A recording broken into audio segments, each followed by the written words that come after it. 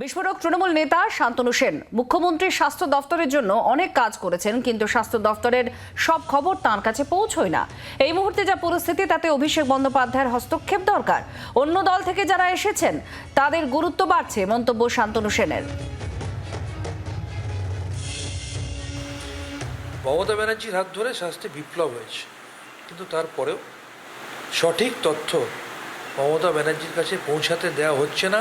মুষ্টিমেয় কয়েকজন নিজেদের কায়েমি স্বার্থ চরিতার্থ করার জন্যে যৎপরোনায় চেষ্টা করে যাচ্ছেন। এইরকম একজন কাজের মানুষ, এইরকম একজন স্টেটসম্যান স্ট্যাচারের নেত্রী, এইরকম একজন সর্বভারতীয় নেত্রী, তাকে অন্ধকারে রেখে ভুল বুঝিয়ে নিজেদের কায়েমি স্বার্থ চরিতার্থ করার চেষ্টা করছে। খারাপ লাগছে, তারা এখনও সামনে আসছে না। এত কাজ করার পরেও আমার নেত্রীর দিকে যখন আঙুল উঠছে, আমার সেটা খারাপ লাগছে। আর যদি কখনো খারাপ সময় আসে, যারা এই কায়েমি স্বার্থ চরিতার্থ করছে, তারা সিপিএমের আমলে সিপিএমের অনেকে ক্ষীর খেয়েছে। 2021-এর বিধানসভা নির্বাচনের সময় পাঁচিলের উপর বসে থেকেছে।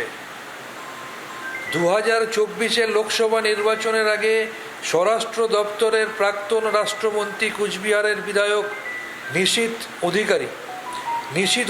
নিশীথ প্রামাণিকের সাথে যোগাযোগ রেখেছে, আমার কাছে খবর আছে।